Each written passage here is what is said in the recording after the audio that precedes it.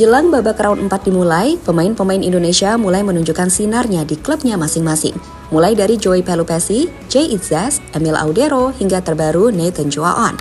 Yap, Nathan Cho yang sempat dinilai mengalami penurunan performa usai hanya menjadi cadangan selama di Swansea City. Kini perlahan mulai menunjukkan performa terbaiknya di lapangan bersama tim divisi kedua Liga Belanda.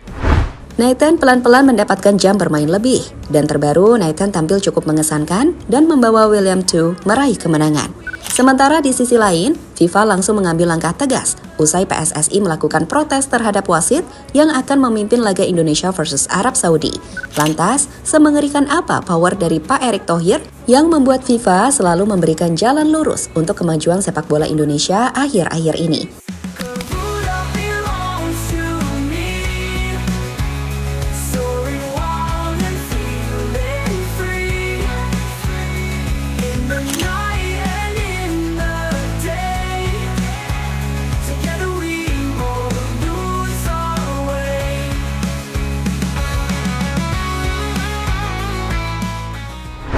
Sempat dinilai habis usai tak mendapatkan jam bermain di Swansea City.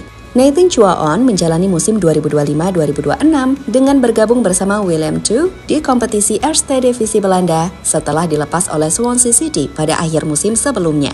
Pada musim ini, dia mulai mendapatkan lebih banyak kesempatan bermain dan tampil cukup konsisten. Nathan tercatat telah bermain beberapa kali dengan performa yang cukup stabil, termasuk mencatatkan akurasi operan yang mencapai 77% dalam beberapa penampilan terakhirnya, menunjukkan peningkatan kepercayaan diri dan adaptasi pada klub barunya. Ia juga ikut berkontribusi dalam soliditas lini belakang Willem II yang fokus pada pertahanan dan transisi cepat. Meski debutnya di Willem II sempat dibayangi hasil minor seperti kekalahan telak 1-5 dari ADO Den Haag, Nathan berhasil menunjukkan mental yang kuat dan memperlihatkan performa bertahan yang cukup baik di lapangan. Statistik pertarungan udara, intersepsi, dan duelnya dalam pertandingan menunjukkan ketangguhan yang membuatnya semakin dipercaya menjadi pemain reguler di skuad. Hal ini merupakan langkah maju yang signifikan dibandingkan musim sebelumnya bersama Swansea City, di mana ia hanya mendapatkan waktu bermain sangat terbatas. Dengan performa bertahan yang semakin matang, Nathan kini memiliki peluang untuk kembali menjadi figur penting di klub dan timnas, memperbaiki karir sekaligus membuktikan nilai dirinya di level kompetisi yang kompetitif. Jong Ajax, Bonida, buitenkantje voet en dat is eigenlijk precies de eerste 9 minuten. João, voorzet. Allemaal dingen waar je rekening mee moet houden als trainer van Jong Ajax. Zoeken was naar Appia, dat werd doorzien. El Alouchi, João. Nog de voorzet, dit kan ook. João, moeilijke hoek. En Erkens.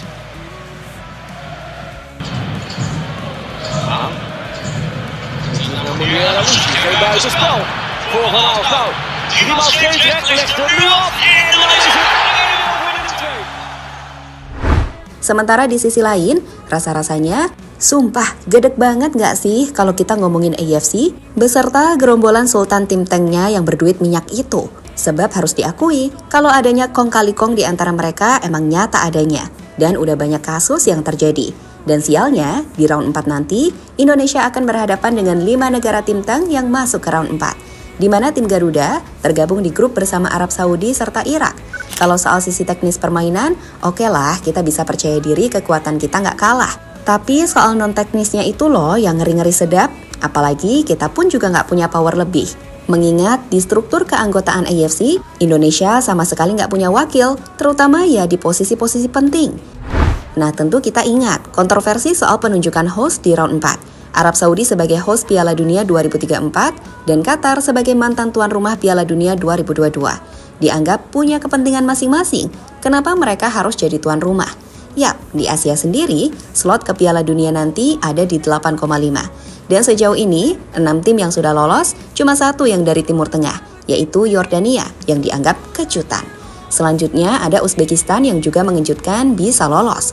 Sehingga ada dugaan, slot yang seharusnya diamankan Qatar serta Arab di round 3 meleset. Sehingga memaksa mereka buat main di round 4. Nah, ya kali host Piala Dunia 2034 nggak lolos, Pun begitu Qatar yang merupakan host Piala Dunia U17 5 tahun beruntun, serta dianggap punya kedekatan personal dengan FIFA juga nggak lolos. Kalian nggak usah mikir Mimin nggak halu atau gimana-gimana ya, sebab masalah ini udah banyak dibahas dimanapun, gak cuma di Indonesia.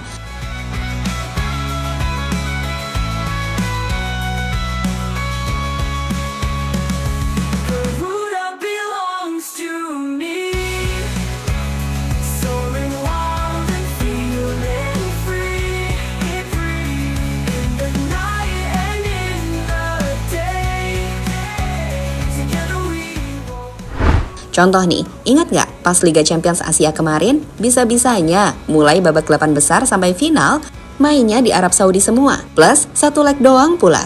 Alasannya sih Arab fasilitasnya jauh lebih lengkap dan lain-lain. Lantas, apakah tim dari Jepang, Korea misalnya nggak protes? Ya mereka protes, tapi dicuekin gitu aja. Alhasil yang juara tim dari Arab juga kan, yaitu Al Ahly.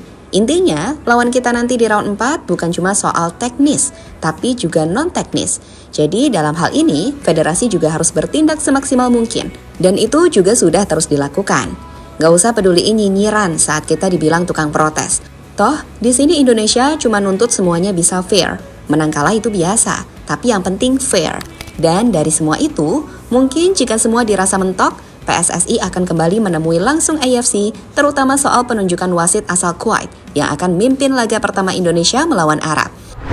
Nah, cara ini sendiri sejatinya sudah pernah dilakukan.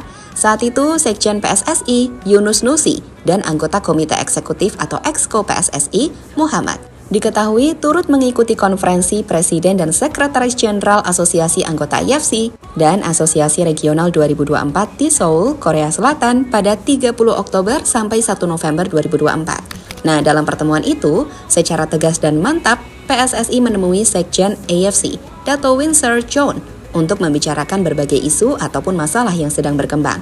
Yang mana salah satunya sudah pasti soal perangkat wasit, di mana dalam pertemuan yang di sana juga ada Presiden AFC, Salman bin Ibrahim Al Khalifa, serta Presiden FIFA, Gianni Infantino. PSSI melalui sekjennya Yunus Nusi meminta kepada AFC untuk lebih bijak dalam menentukan wasit. Ibaratnya, jangan misal dari tim Arab, wasitnya juga berasal dari Jazirah Arab atau regional yang sama. Karena bagaimanapun, subjektivitasnya dirasa amat sangat besar. Dan akhirnya, itu berhasil saat Indonesia menjamu Bahrain di GBK. Wasitnya dari Tajikistan, bukan dari Jazirah Arab. Nah, melihat itu semua, PSSI pun akhirnya banjir pujian, termasuk dari Gianni Infantino yang ketika itu juga ada di TKP. Karena mungkin itu adalah kali pertama AFC mendapatkan sikap seperti itu dari negara yang bahkan bukan termasuk tim tradisi juara macam Jepang, Arab, Australia, ataupun Korea.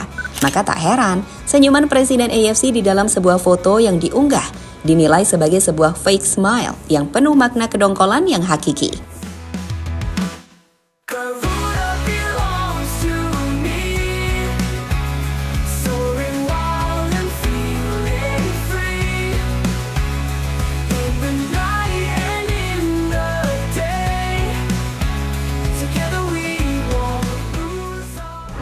Yap, sekarang yang jadi pertanyaan, kenapa sih Indonesia sebegitunya ingin dijegal?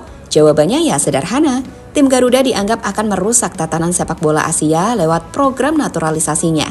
Dan kekhawatiran itu semakin jadi ketika Indonesia mampu secara luar biasa lolos dari round 1, round 2, round 3, hingga sekarang round 4. Yap, dalam fase itu sudah berulang kali Indonesia coba untuk dijatuhkan.